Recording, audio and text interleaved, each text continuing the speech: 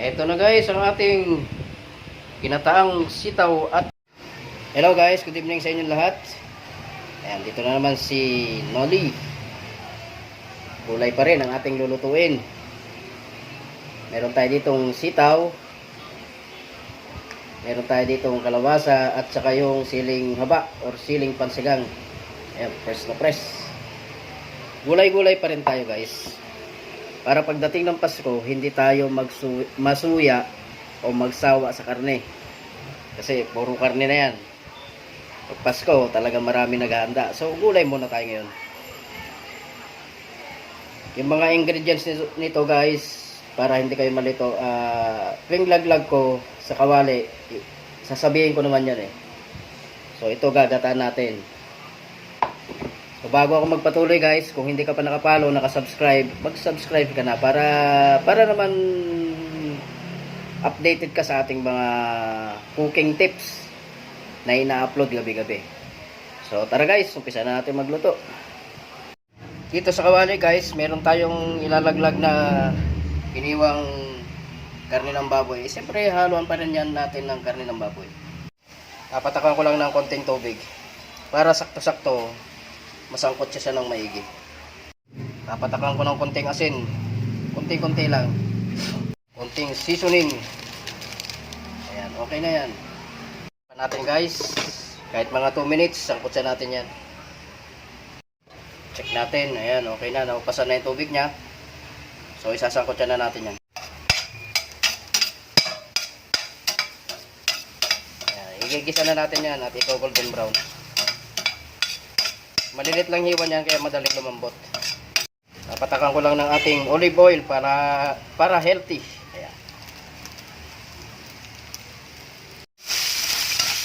Gigisa natin yan, i-golden brown natin. Pag mga ganitong ginataang gulay guys, kahit anong ihalo nyo, karne ng baboy, dilis, pritong isda, pritong tinapa, hipon, ayan, pwede rin. Optional lang naman yan kung ano yung meron tayo. Since ito yung meron tayo, kaya karne yung ihalo natin. Ayan, pinagilid muna natin kasi gigisa natin yung ating luya, sibuyas, sa bawang. Pagsasabayin ko na itong tatlo guys. Ayan, yan ang technique para hindi siya masunog.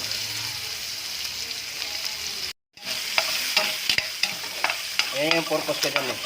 Hindi ko sinusunog ang ating mga ingredients, yung bawang, sibuyas, especially yung bawang, hindi sinusunog yan. At luya. Ano na natin. Simpleng-simple lang to guys na lutuin. Naalala ko dati, hindi ako marunong magluto na ito. Pero since kinakarir natin ang pagluluto, ayan ang kinalabasan. Guys, ilalaglag na natin yung ating sitaw at kalabasa. Isasabay na natin yan. Yun.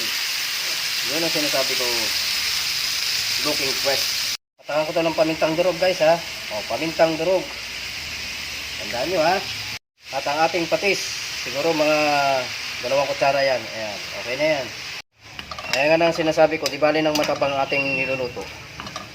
Pwede tayong mag-additional kung kumain na tayo. Pero pag maalat, hindi ka na pwedeng mag-reduce. Ayun ang technique. Takpan ko lang to guys. Hindi ko na nilagyan ng tubig yan. Kasi yung ating gata, 2 baso. Laglagan ko lang to guys ng hipon or yung hibi. Ayun. Yung salamangkero, yung magic. Ayan, okay na yan. Haluin lang natin. Ayan o. Pwede na natin ilaglag ang ating gata. Sakto yan, malambot na yung sitaw at saka kalabasa. Pag na-absorb niya na lahat yung gata. Hindi tayo naglagay ng tubig guys. Kasi marami tayong gata. Ayan. Malasa yan.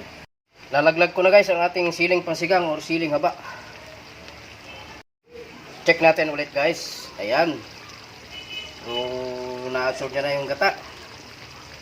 Medyo naglalatik na guys oh. Ilalaglag ko ang ating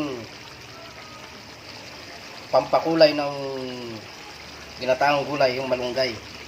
Ito, meron kasi akong kinuwang daon ng malunggay doon sa tanim ko sa taas. Lalagyan natin ng highlights yung kanyang gata. Ayun. Haluin lang natin. Yun oh. Sarap nito guys. Medyo naglatik yung gata.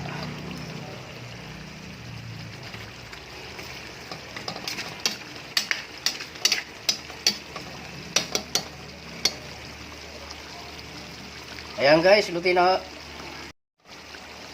Ayan guys, luto na ang ating ginataang gulay.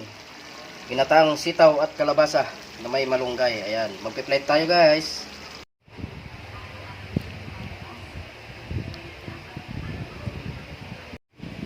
Ito na guys ang ating ginataang sitaw at kalabasa. Yun oh. Naglatik yung gata guys.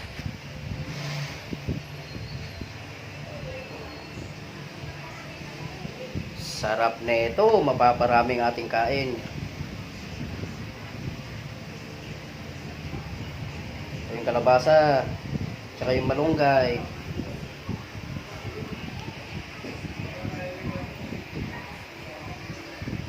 Thank you for watching guys. Siyempre, titikman natin to guys.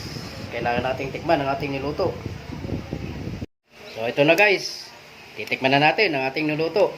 Pero bago ko tikman to guys, gusto ko munang magpasalamat sa mga nag-subscribe o nag-follow sa akin at nanood ng aking mga video. Mag-comment ka guys para ma-shoutout kita sa aking susunod na video. Ayan. Nagpapasalamat ako sa inyo kasi sinusuportahan nyo ang aking mga video at mga reels. So salamat. So ngayon titikman na natin ang ating luto. Sarap. Nakikita nyo yung kalabasa, hindi siya overcook. Kasi ginisa natin siya eh. Pero malambot. Ayan, naging highlights yung malunggay. Half cook lang yung malunggay. Pinatong lang natin yan para may kulay siya.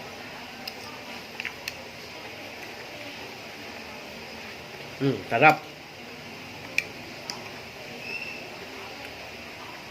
Simpleng-simple lang naman to guys yung lutuin eh. Ito yung mga ingredients, yung kalabasa, sitaw, tsaka malunggay. Meron tayong dilis, daing, tinapa, pritong isda, kanin ng baboy, pwede nyo ihalo. Igigisa nyo lang, panoorin nyo lang ang aking video. Ganun lang po.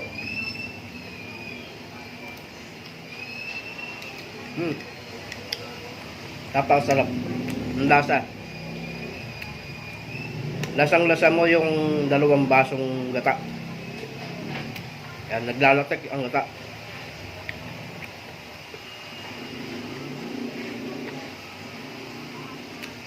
Hindi na ako makapagsalita sa sarap.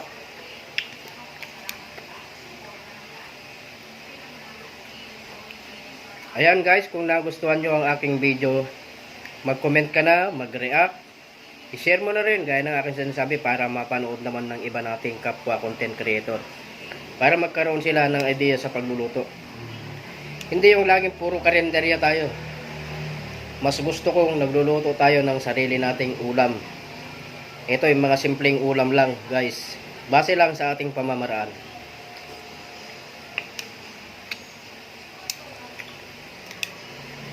Sarap. Bang iba talaga yung gata. Alam nyo ba, ako Ilocano, ang niluto ko, Bicolano. O, diba? Yun ang technique. Yung sitaw, malutong pa rin. Hindi siya lusak.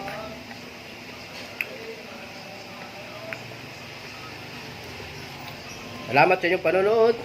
Shout out sa inyong lahat. Mahal po kayo. God bless. Bye-bye.